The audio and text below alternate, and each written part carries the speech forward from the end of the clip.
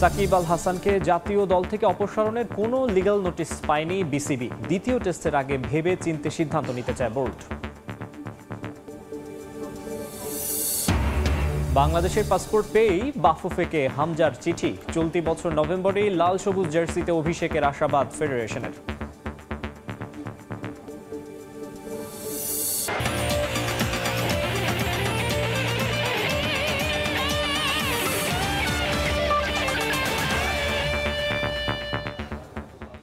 বিশ্বের নানা প্রান্তের খেলাধুলার খবর নিয়ে আমাদের নিয়মিত আয়োজন খেলার সময়, আর এই আয়োজনে আপনাদের সঙ্গে আছি আমি মাকসুম আলম খান।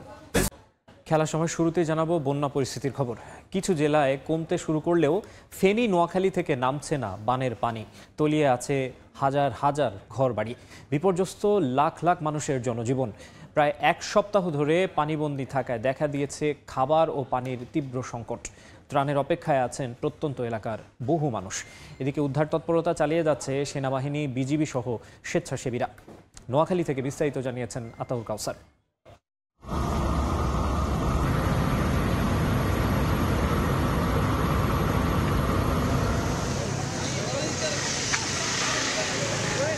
এই মুহূর্তে আমি আছি নোয়াখালীর বেগমগঞ্জের একটি জায়গায়, এটির নাম কেন্দুরবাগ দর্জিবাড়ি রাস্তার মুখ। আপনারা দেখতে পাচ্ছেন এখানে কি পরিমাণ পানি উঠেছে, এবং এই পানিটা তারা বলছেন যে গত রাত থেকে পানি আকস্মিকভাবেই বাড়তে শুরু করেছে অনেক বেশি, এবং তারা বলছেন যে এই এলাকাটিতে অন্তত 8 থেকে 9 হাজার মানুষের বসবাস। প্রত্যেকেই যথেষ্ট বিপর্যস্ত জীবনযাপন করছেন। আমরা বেশ কিছু ঘরে ঢুকেছিলাম, দেখেছি যে সেখানে কোথাও হাঁটু সমান পানি, কোথাও বুক সমান পানি, এবং মানুষ আশ্রয়ের জন্য যারা শেষ মুহূর্ত পর্যন্ত চেষ্টা করছেন যে তাদের ঘর বাড়িতে থাকার যদি একান্তই না পান, সেক্ষেত্রে তারা আশ্রয় কেন্দ্রে যাওয়ার চিন্তা করছেন। কিন্তু তারা এক কথাও বলছেন যে আসলে আশ্রয় কেন্দ্রের সংখ্যা খুব অপ্রতুল।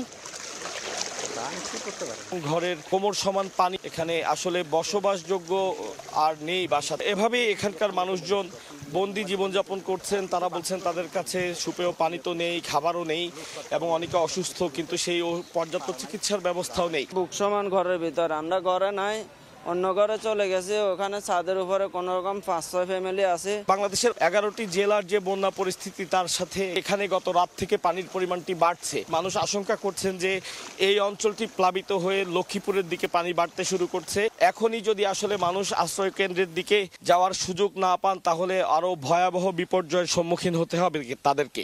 আজকে 3 দিনে অগর পানি, কিন্তু বিভিন্ন ফেসবুকে বিভিন্ন যোগাযোগের মাধ্যমে বলতেছে বোট দিতেছে, নৌকা দিতেছে, কই আমরা এগুলা দেখি নাই। চিয়া দেয়, মুড়ি দেয়, তারপরে মিঠাই দেয়, এগুলা এখন ভাত বিস্কুট। বেশ কয়েকটি ঘরে আমরা ছোট শিশু দেখেছি, তাদেরকে সারাক্ষণই তাদের পরিবারের লোকজন আগলে রাখতে হচ্ছে। সব মিলিয়ে প্রচন্ড ভীতিকর এবং বিপজ্জনক একটি পরিস্থিতি পার করছে এখানকার মানুষজন। সবাই বলছেন যে তাদের এই মুহূর্তে সবচেয়ে বেশি যেটি দরকার সেটি হচ্ছে ত্রাণ। একই সাথে দরকার তাদের পর্যাপ্ত চিকিৎসা সেবা, যেটি বিভিন্ন জায়গায় বিভিন্ন স্বেচ্ছাসেবী সংগঠন এবং অন্যান্য সেনাবাহিনী, সশস্ত্র বাহিনীর যে 3টি বাহিনী রয়েছে, সেনাবাহিনী, বিমান বাহিনী, নৌবাহিনী, তারা করছেন। এবং র্যাবকে আমরা দেখেছি, ফায়ার সার্ভিসকে দেখেছি, তারা অক্লান্ত পরিশ্রম করছেন। আনসার সদস্যরাও কাজ করছেন। অর্থাৎ সরকারি যত রকমের সংস্থা আছে তারা তাদের সর্বোচ্চটুকু দিয়েই চেষ্টা করছেন, এবং একই সাথে স্বেচ্ছাসেবী সংগঠনগুলো তাদের বন্যা দুর্গতদের পাশে দাঁড়িয়েছেন। সাধারণ মানুষকেও আমরা দেখেছি পাশে দাঁড়াতে। নোয়াখালীর বেগমগঞ্জ এলাকার কেন্দুরবাগ থেকে বন্যা পরিস্থিতির এই ছিল সর্বশেষ আমার কাছে। বন্যার আরো খবর জানবো। এই মুহূর্তে লক্ষ্মীপুরের চন্দ্রগঞ্জে আছেন সহকর্মী আতাউর কাউসার, কুমিল্লার বুড়িচংয়ে আছেন ইশতিয়াক আহমেদ, চট্টগ্রামের ফটিকছড়িতে আছেন রিপোর্টার পার্থ প্রতিম বিশ্বাস, ও মৌলভীবাজারের মনু ব্যারেজ এলাকায় আছেন আমিনুল ইসলাম। সরাসরি প্রথমেই যাব আমরা কাউসারের কাছে। বাংলাদেশের যে 11টি জেলা বর্তমানে বন্যা দুর্গত, এর মধ্যে একটি লক্ষ্মীপুর জেলা। তো সেই লক্ষ্মীপুর জেলা গত 4-5 দিন ধরে পানির পরিমাণ কিছুটা কম থাকলেও গতকাল বিকেলের পর থেকে লক্ষ্মীপুরের বিভিন্ন জায়গায় পানির পরিমাণ বাড়তে শুরু করেছে। আমি এই মুহূর্তে আছি লক্ষ্মীপুর চন্দ্রগঞ্জ এর 10 নম্বর ইউনিয়নে। এখানে আপনারা দেখতে পাচ্ছেন যে চারপাশ পুরোই কিন্তু পানিতে ডুবে গিয়েছে, এবং এখানকার মানুষজন বলছে যে এখানে অনেক ঘরবাড়ি আছে যেগুলো গত এক রাতের মধ্যেই, যেগুলো আগে হাঁটু সমান পানি ছিল সেগুলো বুক সমান পানিতে পরিপূর্ণ জলাবদ্ধপূর্ণ হয়ে গিয়েছে। তবে জায়গাটি অনেক ভেতরে বিধায় এখানে এখনো পর্যন্ত সেভাবে ঠিক ত্রাণ পৌঁছেনি। এবং আশ্রয় কেন্দ্রের বিষয়ে এর আগের লাইভেও আমি বলেছিলাম যে আশ্রয় কেন্দ্রগুলো অপ্রতুল, যে কারণে অনেক মানুষ চাইলেই কিন্তু সে আশ্রয় কেন্দ্রে ঠাঁই মিলছে না তাদের। এবং আশ্রয় কেন্দ্রগুলোতে যাওয়া আসাটাও এখন একটি বড় বিষয় হয়ে গিয়েছে। আমি বারবার গত দুদিন ধরে লাইভে যেমন বলছিলাম যে এই মুহূর্তে বন্যা দুর্গত এলাকায় সবচেয়ে বেশি যে জিনিসটির প্রয়োজন সেটি হচ্ছে নৌকা, কারণ অন্য কোনো বাহন নেই বৃদ্ধ কোনো মানুষকে এখান থেকে নেয়ার, অন্য কোনো বাহন নেই যে বাহনে করে ত্রাণ পৌঁছানো যাবে। তো অধিকাংশ জায়গায় স্বাভাবিকভাবে অন্য কোনো বাহন দিয়ে ত্রাণ পৌঁছানোর সুযোগ নেই। আমি যে জায়গাটিগুলোর কথা বলছি যেগুলো প্রধান সড়ক থেকে অনেক ভেতরে অবস্থিত, অন্তত 4-5-6 কিলো ভেতরে অবস্থিত, সেসব জায়গাগুলোতে ত্রাণ পৌঁছাচ্ছে না, এমনটি তারা আমাদেরকে অনেকেই অভিযোগ করেছেন। তো দেখতে পাচ্ছেন আমার চারপাশে আসলে যেদিকেই চোখ যায় সেদিকে শুধু পানি এবং পানি, এবং এই পানির পরিমাণ বাড়ছে। আমরা দেখতে পাচ্ছি পানির স্রোত উত্তর দিক থেকে দক্ষিণ দিকে প্রবাহিত হচ্ছে, অর্থাৎ পানির যে ইনপুট, আমরা গত কদিন ধরে যে কথাটি বলছিলাম যে নতুন করে পানির সোর্স, সেই পানির সোর্স কিন্তু এখানে প্রবাহমান আছে, যে কারণে পানি বাড়ার যথেষ্ট আশঙ্কা রয়েছে। এবং আমরা পানি বাড়তেও দেখেছি। গতকালকে যে সড়ক দিয়ে আমরা অনায়াসে গাড়ি নিয়ে চলাচল করতে পেরেছি, আজকে সেই সড়কগুলো হাঁটু সমান পানিতে ডুবন্ত অবস্থায় ছিল, যার প্রেক্ষিতে চলাফেরা অত্যন্ত কষ্টদায়ক হয়ে গিয়েছে। তো যে বিষয়টি হচ্ছে যে প্রচুর মানুষ এখানে এখনো ঘরবন্দি অবস্থায় আছেন, বন্যা দুর্গত মানুষ এখানে। তারা বলছেন যে অন্তত প্রায় 700-800 পরিবার এই ইউনিয়নে এখানে আছেন। তারা প্রত্যেকেই তাদের ঘর বাড়িতে পানি উঠে গিয়েছে, অনেকেই নিচতলায় পানি উঠে যাওয়ার কারণে ছাদে আশ্রয় নিয়েছেন, ছাদে শামিয়ানা টাঙিয়ে বা প্যান্ডেল দিয়ে তারা আশ্রয় নিয়েছেন। এবং এক্ষেত্রে আরেকটি জিনিস যে এখানে যেহেতু গ্রামাঞ্চলে মাটির চুলোয় অধিকাংশ রান্নাবান্না করতেন এখানকার যে গ্রামবাসী রয়েছেন, সে মাটির চুলো ডুবে গিয়েছে। আমি এর আগে ছবিতেও ভিডিওতেও দেখিয়েছি। তো এসব কারণে আসলে একটি বন্যা দুর্গত এলাকায় যে ধরনের সমস্যা বিরাজ করে তার সব কিছুই বর্তমানে লক্ষ্মীপুরে বিরাজ করছে। এবং এর আগে আমরা ফেনীতে গিয়েছিলাম, নোয়াখালী গিয়েছিলাম, সেসব জায়গাতেও কিন্তু একই অবস্থা আমরা দেখেছি যে বন্যা দুর্গত মানুষের যে দুর্দশা সেটি আসলে ভাষায় প্রকাশ করার মতো নয়। যদিও আমরা দেখেছি সশস্ত্র বাহিনী এবং সরকারের অন্যান্য বাহিনী এবং স্বেচ্ছাসেবী সংগঠনগুলো এই বন্যার্তদের পাশে দাঁড়িয়েছে, তাদের সর্বোচ্চটুকু দিয়ে তারা চেষ্টা করছে এই বন্যা দুর্গত মানুষের মুখে কিছুটা হলেও হাসি ফোটাতে। তো এই মুহূর্তে কুমিল্লায় বন্যা দুর্গত এলাকাগুলো পরিদর্শন করে সেই তথ্য সংগ্রহ করেছেন আমার আরেক সহকর্মী ইশতিয়াক আহমেদ। সেখানে চলে যাচ্ছি সেখানকার বন্যা পরিস্থিতির খবর জানতে। হ্যাঁ, আমি এই মুহূর্তে দাঁড়িয়ে আছি বুড়িচং উপজেলার বড়সার যে বাজার সেই গ্রামে। এবং এই মুহূর্তে আমি যদি একটু দেখানোর চেষ্টা করি যে এখানকার যে 9টি গ্রাম কিন্তু একেবারে প্লাবিত হয়ে গিয়েছে। এবং সেই গ্রামে যারা বাসিন্দারা রয়েছে তারা কিন্তু বড়সার বহুমুখী উচ্চ বিদ্যালয় যে স্কুলটি রয়েছে, সেই বিদ্যালয়ে যে আশ্রয় কেন্দ্র, সেখানে প্রায় 500-র মতন সাধারণ জনগণ সেখানে আশ্রয় নিয়েছে, অর্থাৎ নিরাপদ স্থানে গিয়েছে। এবং তাছাড়া যারা এখনো 9টি গ্রামে যারা সাধারণ জনগণ রয়েছে তারা বাড়ি ছেড়ে আসছে না, তারা কিন্তু এখনো পানিবন্দী অবস্থায় পড়ে রয়েছে। আমরা এখানে এসে বেশ কয়েকজনের সাথে কথা বলেছি, তারা আমাদের জানিয়েছে যে যারা আশ্রয় কেন্দ্রে রয়েছে তারা কিন্তু প্রতিনিয়ত তারা শুকনো খাবার, বিশুদ্ধ পানি, ওরসালাইন পাচ্ছে। তবে বিশেষ করে যারা গৃহবন্দী রয়েছে অর্থাৎ যারা পানিবন্দী রয়েছে তারা কিন্তু তাদের কাছে কোনোভাবে কিন্তু যে ত্রাণ সামগ্রী সেটা কিন্তু পৌঁছাচ্ছে না, এবং তারা কিন্তু ব্যাপকভাবে ক্ষতিগ্রস্ত হয়েছে। এবং তারা যদি বলি তারা কিন্তু একেবারে দুর্ভোগের মধ্যে দিন কাটাচ্ছে। আমি নতুন করে একটা বিষয় আপনাদের জানিয়ে রাখতে চাই যে গতকাল রাত থেকে কুমিল্লা ব্রাহ্মণপাড়া যে উপজেলা, সেই উপজেলার প্রায় 30টি গ্রাম নতুন করে প্লাবিত হয়েছে। সেখানে প্রায় 40,000 মানুষ ইতিমধ্যে পানিবন্দী অবস্থায় রয়েছে। এবং বুড়িচং উপজেলা নির্বাহী কর্মকর্তা আমাদেরকে জানিয়েছে বুড়িচংয়ের প্রায় 105টি গ্রাম একেবারে বন্যায় তলিয়ে গিয়েছে, প্লাবিত হয়েছে। 1,75,000 মানুষ ইতিমধ্যে পানিবন্দী অবস্থায় রয়েছে। এবং সবকিছু মিলে যদি বলতে যাই যে কুমিল্লা, বুড়িচং এবং বিশেষ করে ব্রাহ্মণপাড়া মিলিয়ে প্রায় যদি বলি তাহলে 135টি গ্রাম প্লাবিত হয়েছে, এবং সেখানে 2 লক্ষের অধিক মানুষ পানিবন্ধ অবস্থায় রয়েছে। আমরা কথা বলেছিলাম বর্তমান পানি উন্নয়ন বোর্ড কর্মকর্তার সাথে, তিনি আমাদেরকে জানিয়েছেন গোমতী নদীর পানি যে বিপদসীমা থেকে বিপদসীমা অতিক্রম করে 77 সেন্টিমিটার উপর দিয়ে প্রবাহিত হয়েছে, যা গতকালকে ছিল 100 সেন্টিমিটার, অর্থাৎ গোমতী নদীর পানি কিছুটা কমেছে। তবে আজকে আবহাওয়া অধিদপ্তর আমাদেরকে জানিয়েছে যে কুমিল্লায় হালকা থেকে মাঝারি ধরনের বৃষ্টিপাত হওয়ার সম্ভাবনা রয়েছে। ইতিমধ্যে মধ্যে কিন্তু এখানে বৌরি হাওয়া দেখা দিয়েছে এবং এখানে কিন্তু বৃষ্টিপাত শুরু হয়েছে। এবং একটা বিষয় যদি জানিয়ে রাখতে চাই যে এই মুহূর্তে স্বেচ্ছাসেবী যে সংগঠন রয়েছে তারা কিন্তু ট্রাক নিয়ে এখানে এসেছেন, যারা পানিবন্দী রয়েছে অথবা যারা এখানে আশ্রয় কেন্দ্রে রয়েছে নিরাপদ স্থানে, তাদেরকে শুকনো খাবার, বিশুদ্ধ পানি, ওরসান দেওয়ার জন্য তারা এখানে এসেছেন। আর একটি বিষয় জানিয়ে রাখতে চাই, আজ সকালবেলা বুড়িচং উপজেলায় আগারনগর যে গ্রামটি রয়েছে সেখানে একটি মরদেহ পানিতে ভেসে উঠেছে বলে আমরা জানতে পেরেছি। পরবর্তীতে আমরা বুড়িচং থানা ভারপ্রাপ্ত কর্মকর্তার সাথে কথা বলেছি, তিনি আমাদেরকে জানিয়েছেন তিনিও এমনটা তিনি বলেছেন যে এমনটা তিনি শুনেছেন এবং তিনি সেখানে যাচ্ছেন মরদেহটি উদ্ধার করার জন্য। বলা যায় যে কুমিল্লা যে বুড়িচং এবং ব্রাহ্মণপাড়া যে উপজেলা সেটা কিন্তু বন্যায় একেবারে প্লাবিত হয়ে পড়েছে এবং ভয়ে আতঙ্কের দিন কাটছে প্রতিটি মানুষের। তো এই ছিল আমার কাছে সর্বশেষ কুমিল্লা থেকে। আমরা সরাসরি যাবো চট্টগ্রামে, সেখানে আমাদের সহকর্মী পার্থ প্রীতম রয়েছেন সেখানকার সর্বশেষ পরিস্থিতি জানতে।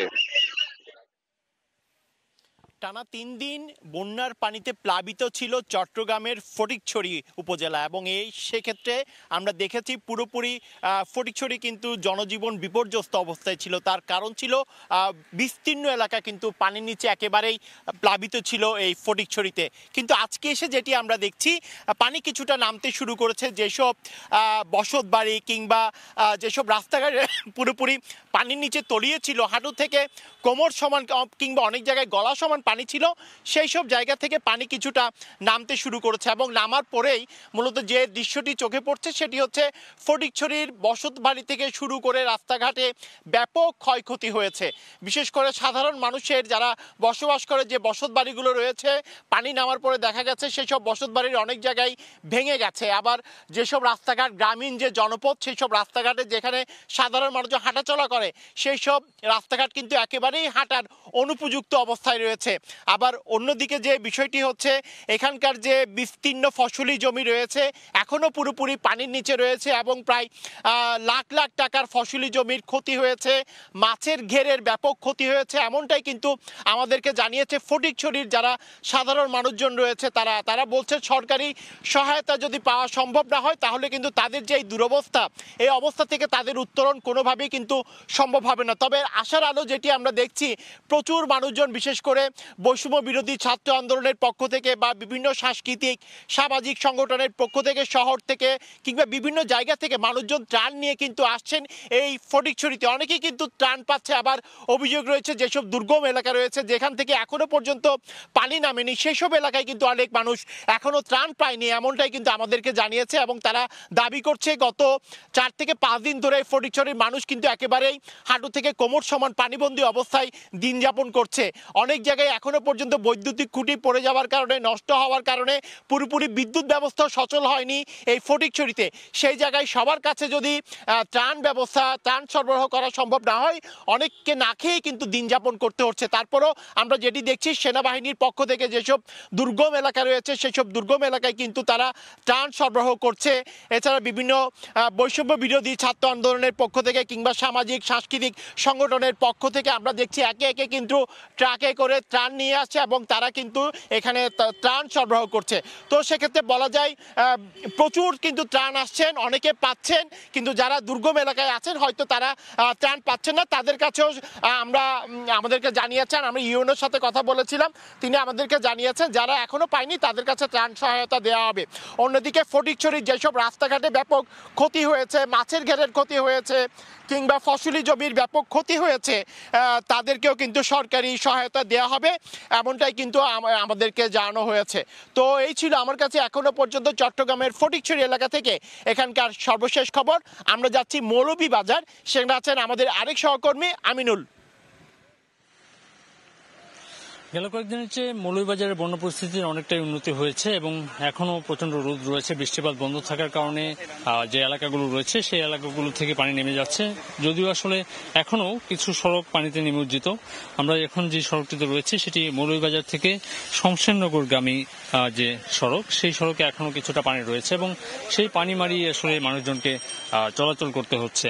এরকম কিছু সড়ক ছাড়াও আশপাশে যে গ্রামীণ রাস্তাঘাট রয়েছে সেই রাস্তাঘাটগুলোতে এখনো কিছুটা পানি নিমজ্জিত রয়েছে এবং এতে করে মানুষের দুর্ভোগ এখনো রয়েছে। তবে যত সময় যাচ্ছে এই পরিস্থিতির উন্নতি হওয়ার কারণে মানুষজনও কিন্তু বাড়িতে ফিরতে শুরু করেছেন যারা আশ্রয়কেন্দ্রে ছিলেন। তো গেল কয়েকদিনে এখন পর্যন্ত কিন্তু নানা স্বেচ্ছাসেবী সংগঠন এই মৌলভীবাজারের বিভিন্ন এলাকায় ঘুরে ঘুরে ত্রাণ কার্যক্রম চালাচ্ছেন। তারা রান্না করা খাবারের পাশাপাশি শুকনো খাবার বিতরণ করছেন এবং জেলা প্রশাসন এখানে যে কাজগুলো করছে সেখানে সেনাবাহিনীর সহযোগিতা রয়েছে এবং অন্যান্য যেসব বাহিনী পুলিশ থেকে শুরু করে কোস্টগার্ড সদস্যরাও কিন্তু এই এলাকাগুলোতে কাজ করছেন। তো এখন পর্যন্ত আসলে মৌলভীবাজারবাসীর যেটি তাদের যে দাবি, সে দাবিটি হচ্ছে যে ত্রাণ কার্যক্রম যেভাবে চলছে সেটি যেন সমবন্টন হয়, সবগুলো এলাকাতেই যেন সমানভাবে এই ত্রাণ কার্যক্রম যেন চলে, শুধুমাত্র একটি এলাকায় যেন না চলে। তো এইভাবে আসলে যত সময় যাচ্ছে মনু নদীর পানি কিন্তু আমরা আগের বুলেটিনেও দেখিয়েছি, মনু নদীর পানি কমতে থাকার কারণে গেল দিন যেখানে পানি ছিল সেখান থেকে পানি সরে গিয়েছে এবং সড়কগুলো ভাসার সঙ্গে সঙ্গে অনেক জায়গাতে ক্ষতচিহ্ন ভেসে উঠছে।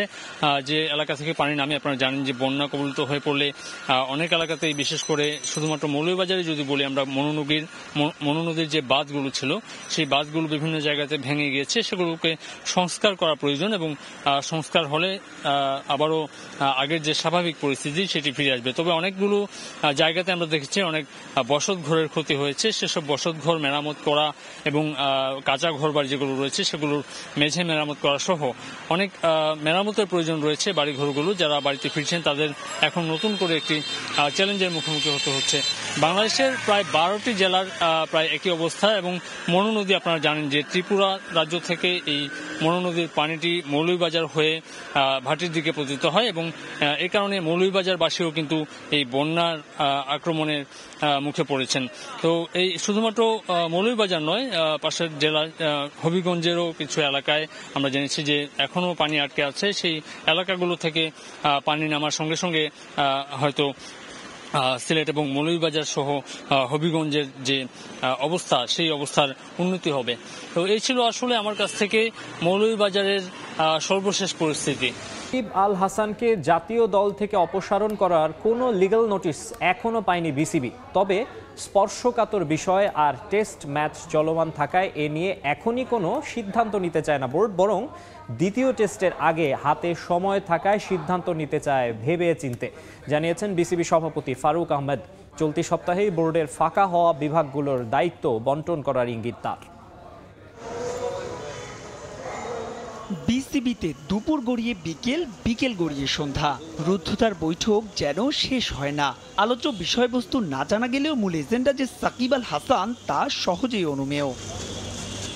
সন্ধ্যা 6:30 নাগাদ বোর্ড সভাপতি যখন বের হলেন তখন গণমাধ্যম কর্মী তো বটেই, উপস্থিত সবার চোখে মুখে ক্লান্তির ছাপ। হত্যা মামলায় নাম আসার জাতীয় দল থেকে সাকিবকে বাদ দিয়ে তদন্তের স্বার্থে তাকে দেশে ফিরিয়ে আনতে আইনি নোটিশ পাঠানো হয়েছে। তবে বিসিবির দাবি এখনো তা হাতে পায়নি তারা। সঙ্গে টেস্ট চলমান থাকায় সিদ্ধান্ত নিতে চায় সময় নিয়ে। লিগ্যাল নোটিশ আমরা পাইনি, আসলে ওটার ব্যাপারে আমি কোনো কথা বলতে পারবো না। এখন এফআইআর যখন হয় এটা তো মাত্র ফার্স্ট ইনফরমেশন। এখন এটার এগেইনস্টে কিন্তু এখনো কোনো চার্জ গঠন হয়নি, আমি যতটুকু জানি আর কি। সো ওর আগে একটা ডিসিশন নেওয়া কিন্তু খুব ডিফিকাল্ট। যেহেতু আপনারা জানেন একটা টেস্ট ম্যাচ চলছে, প্রথম টেস্টটা, আমার মনে হয় যে এই মুহূর্তে আমরা এই ব্যাপারে আসলে কোনো স্ট্যান্স নেওয়ার মতো চিন্তা করিনি। মনে করেছি আমরা ম্যাচটা শেষ হলে তখন আমরা একটা বসে ডিসিশন নিব। বাই দিস টাইম হয়তো আমরা লিগ্যাল নোটিশের ব্যাপারে আপনাদের কথা বলতে পারবো, বিকজ ওই সময় হয়তো পেয়ে যাবো আমরা লিগ্যাল নোটিশটা। প্রথম টেস্ট স্কোয়াডে থাকা সাকিবের আন্তর্জাতিক ক্রিকেটের ভবিষ্যৎ কিংবা সুযোগ মিলবে তো দ্বিতীয় টেস্টে? জবাবে কিছুটা কৌশলী বিসিবি বস। এফআইআর এর পর একটা প্রসিজিয়ার আছে, এই প্রসিজিয়ারটা শুরু হবে আপনি জানেন সেকেন্ড টেস্ট ম্যাচ 30 তারিখে।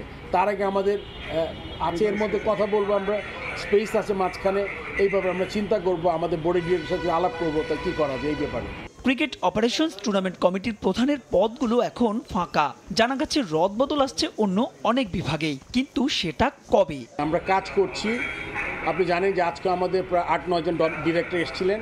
আমরা চাচ্ছি শুধু বোর্ড মিটিং না, বোর্ড মিটিং ছাড়াও সবাইকে নিয়ে যাতে যে জিনিসগুলো আছে, আমাদের বার্নিং ইস্যুসগুলো আছে, ওগুলো নিয়ে আমরা আলোচনা করছি। এই আলোচনাটা করে আমরা খুব শীঘ্রই একটা চেষ্টা করব যে অনেকগুলো তো ডিপার্টমেন্ট আছে আপনারা জানেন, তার মধ্যে থেকে ইম্পর্টেন্ট ডিপার্টমেন্টগুলো যত তাড়াতাড়ি সম্ভব ফর্ম করে দিব আমরা। তার সাথে ওয়ার্কিং কমিটির করার চিন্তা আমরা করছি।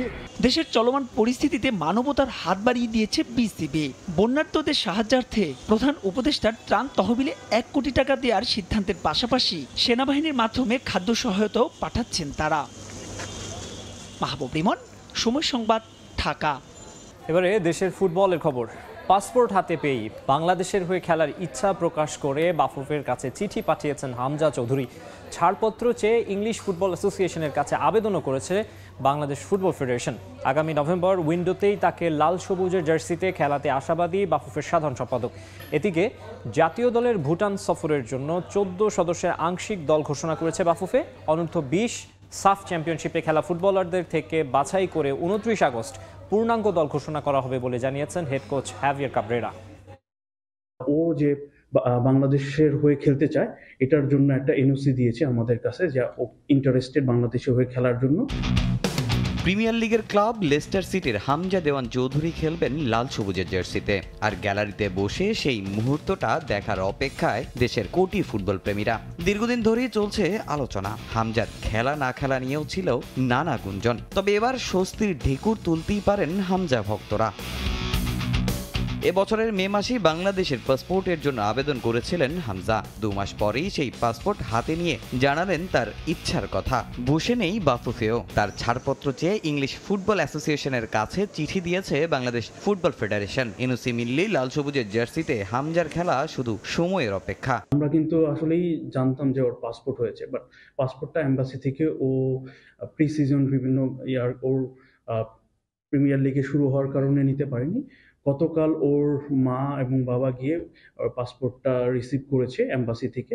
উইথ দ্যাট এনওসি আমরা অলরেডি ইংলিশ ফুটবল অ্যাসোসিয়েশনের কাছে ওই আমাদের লেটারটা পাঠিয়ে দিয়েছি যে ও হামজা চৌধুরী বাংলাদেশের হয়ে খেলতে চায়, এবং ওদের কাছে একটা আমরা এনওসি চেয়েছি ইংলিশ ফুটবল অ্যাসোসিয়েশনের কাছে। ইংলিশ ফুটবল অ্যাসোসিয়েশনের এনওসি আমরা আদার যে ডকুমেন্টসগুলো আছে দিয়ে ফিফার প্লেয়ার স্ট্যাটাস কমিটির কাছে পাঠাবো যে ওর পারমিশন দেওয়ার জন্য। তবে সেপ্টেম্বর উইন্ডোতে যে পাওয়া যাচ্ছে না হামজাকে সেটা নিশ্চিত। ইতিমধ্যে ভুটান সফরের জন্য ক্যাম্প ডেকেছে বাফুফে। যদিও অনূর্ধ্ব 20 সাফ চ্যাম্পিয়নশিপ চলায় পূর্ণাঙ্গ স্কোয়াড ঘোষণা করতে পারেনি বাংলাদেশ। বসুন্ধরা কিংস থেকে নেয়া ফুটবলারদেরও নাম করা হয়নি প্রকাশ। তবে হেড কোচের চিন্তা অন্য জায়গায়। দেখুন, আমি যদি ভুল না করি আমরা প্রায় 3 মাস আগে শেষ ম্যাচ খেলেছি। আপনারা জানেন বর্তমান পরিস্থিতিতে বেশিরভাগ ফুটবলাররাই অনুশীলনের বাইরে। বসুন্ধরা কিংস 1 সপ্তাহ আগে অনুশীলন শুরু করেছে। আমরা চেয়েছিলাম ম্যাচ দুটি দেশে খেলতে, তবে ভুটান ঢাকায় আসতে রাজি হয়নি। আমাদের লক্ষ্য র্যাঙ্কিং বাড়ানো, এটা খেলোয়াড়দের জন্যও ভালো সুযোগ। 14 জন নিয়ে সোমবার থেকে ক্যাম্প শুরু করবে বাংলাদেশ, যেখানে প্রথমবারের মতো ডাক পেয়েছেন ফর্টিস গোলরক্ষক দিদারুল আলম। ভুটান যাওয়ার আগে আগামী 29 আগস্ট ঘোষণা করা হবে পূর্ণাঙ্গ স্কোয়াড। আর নিজেদের ক্যাম্প চলায় বসুন্ধরা কিংসের ফুটবলাররা 30 তারিখ সরাসরি বিমানে উঠবে বলে জানা গেছে। তামিম হোসেন, সময় সংবাদ। স্বাগত খেলার সময়। আবারও ক্রিকেট। 38 বছর বয়সে সব ধরনের ক্রিকেটকে বিদায় জানিয়েছেন ভারতের মারকুটে ওপেনার শিখর ধাওয়ান। সামাজিক যোগাযোগ মাধ্যম এক্সে এক ভিডিও বার্তায় অবসরের ঘোষণা দেন এই ব্যাটার। চট্টগ্রামে বাংলাদেশের বিপক্ষে 2022 সালে ভারতের হয়ে শেষবারের মতো মাঠে নেমেছিলেন ধাওয়ান। এরপর থেকেই জাতীয় দলের বাইরে তিনি। তবে আইপিএলে নিয়মিত খেলেছেন বাঁহাতি এই ওপেনার। এবার সেখান থেকেও নিজেকে গুটিয়ে নিচ্ছেন ধাওয়ান। 2 দশকের ক্যারিয়ারে পাশে থাকার জন্য সতীর্থ বিসিসিআইকে জানিয়েছেন ধন্যবাদ। ভারতের হয়ে 34 টেস্ট, 167টি ওয়ানডে ও 68টি টি-20 খেলেছেন ধাওয়ান। সবশেষ আইপিএলে খেলেছেন পাঞ্জাব কিংসের হয়ে। নিজেদের দেশে আন্তর্জাতিক ক্রিকেট আয়োজনে মরিয়া আফগানিস্তান ক্রিকেট বোর্ড। এসিবির প্রধান নির্বাহী কর্মকর্তা নাসিফ খানের দাবি, নিরাপত্তা সহ সার্বিক পরিস্থিতির অনেক উন্নতি হয়েছে তাদের দেশে। খুব শিগগিরই সেখানে ইন্টারন্যাশনাল ম্যাচ আয়োজনে প্রস্তুত তারা। ঘরোয়া টুর্নামেন্টে রশিদ খানের মতো সুপারস্টার অংশগ্রহণ করায় সেই সম্ভাবনা বেড়েছে বলেও মনে করেন এসিবির এই শীর্ষ কর্তা। আফগানদের বাহবা দিতেই হবে। যুদ্ধবিধ্বস্ত দেশটায় জীবনই ছিল বিপন্ন। সবকিছু নিয়ে যেখানে ছিল অনিশ্চয়তা, সেখানেই ক্রিকেট খেলার প্রতি ভালোবাসার অনন্য নজির স্থাপন করেছে তারা। শুধু খেলা চালিয়েই যায়নি, আন্তর্জাতিক ক্রিকেটে উন্নতির প্রমাণ রেখে চলছে প্রতিনিয়ত। 90-এর দশকের শুরুতে পাকিস্তানে অবস্থান করা আফগান অভিবাসীদের মধ্যে বেশ জনপ্রিয়তা পায় ক্রিকেট। এর ধারাবাহিকতায় 1995 সালে প্রতিষ্ঠিত হয় আফগানিস্তান ক্রিকেট ফেডারেশন। তালিবান সরকার দেশটিতে অন্য সব স্পোর্টের মতো ক্রিকেটকেও নিষিদ্ধ করেছিল। তবে বিশ্বকে অবাক করে 2001 সালে আফগানিস্তান ক্রিকেট ফেডারেশনকে সহযোগী সদস্য পদ দেয় আইসিসি। এরপর 2009-এ ওয়ানডে আর 2017 সালে মর্যাদার টেস্ট স্ট্যাটাস অর্জন করে আফগানিস্তান। অনেকটা সময় খুঁড়িয়ে খুঁড়িয়ে চললেও ধীরে ধীরে ঝলক দেখাতে শুরু করেছে আফগানরা। বিশেষ করে 2023 ওডিআই বিশ্বকাপ থেকে এক নতুন চেহারায় আবির্ভূত হয়েছে দলটা। মোহাম্মদ নবী, রহমানুল্লাহ গুরবাজ, ইব্রাহিম জাদরান, আজমাতুল্লাহ ওমরজাই, হাশমাতুল্লাহ শহীদি, ফজল হক ফারুকি, মুজিবুর রহমানদের সমীহ করছে বিশ্বের সব দল। তবে সবাইকে ছাড়িয়ে তারকা খ্যাতির চূড়ায় উঠেছেন leg spinner Rashid Khan. Franchise ক্রিকেটের এই হটকেক খেলছেন চলমান স্পেগিজে ক্রিকেট লিগে। আফগানিস্তানের লোকাল লিগে তার অংশগ্রহণ যেন নতুন করে আশার সঞ্চার করেছে দেশটির ক্রিকেট আঙ্গনে। ঘরোয়া ক্রিকেটে রশিদ খানের অংশগ্রহণকে আমরা খুবই ইতিবাচকভাবে দেখছি। আমার মনে হয় এটা আফগানিস্তানের নিরাপত্তার উন্নতি ও শান্তির বার্তা দেয়। কখনোই কোনো আন্তর্জাতিক ম্যাচ হয়নি আফগানিস্তানে। 2021 সালে নতুন করে তালিবান সরকার ক্ষমতা নেয়ার পর হুমকির মুখে পড়ে ক্রীড়াঙ্গন। দেশ ছেড়ে পালাতে থাকেন অনেক স্পোর্টস পারসন। ক্রিকেটে উন্নতি করতে থাকা দলটার নিজ দেশে প্রথমবারের মতো খেলার স্বপ্নও যেন দূরে সরে যেতে থাকে। কখনো ভারত, আবার কখনো তাদের হোম ভেন্যু সংযুক্ত আরব আমিরাত। তবে আর যাযাবরের মতো ঘুরে বেড়াতে চান না আফগানরা। ধীরে ধীরে খেলার জন্য পরিবেশ তৈরির চেষ্টায় তারা। কাবুল থেকে বেশ দূরের কুন্দুজ প্রদেশে জাতীয় দলের প্রায় 20 জন ক্রিকেটারকে নিয়ে স্পেগিজে ক্রিকেট লিগের আগে আমরা একটা লিস্ট ইভেন্ট করেছি। এই দুই ইভেন্টই শান্তিপূর্ণ পরিবেশ বজায় রাখতে পেরেছে। আমার মনে হয় আফগানিস্তানে বিদেশি ক্রিকেটারদের আমন্ত্রণ জানাতে আর বাধা নেই। রশিদ নবীদের দেশে ক্রিকেট প্রতিভার ছড়াছড়ি। এ কারণেই আফগানিস্তানে আন্তর্জাতিক ম্যাচ আয়োজনের ব্যাপারে ইতিবাচক আইসিসিও। যদিও তার আগে আরও অনেকটা পথ পাড়ি দিতে হবে আফগানদের। পূর্ণাঙ্গ আস্থা অর্জন করতে হবে ক্রিকেট বিশ্বের। মাকসুম আলম খান, সময় সংবাদ। খেলার সময় শীর্ষ সংবাদ জানিয়ে দিচ্ছে আরেকবার। সাকিব আল হাসানকে জাতীয় দল থেকে অপসারণের কোনো লিগ্যাল নোটিশ পায়নি বিসিবি। দ্বিতীয় টেস্টের আগে ভেবে চিন্তে সিদ্ধান্ত নিতে চায় বোর্ড।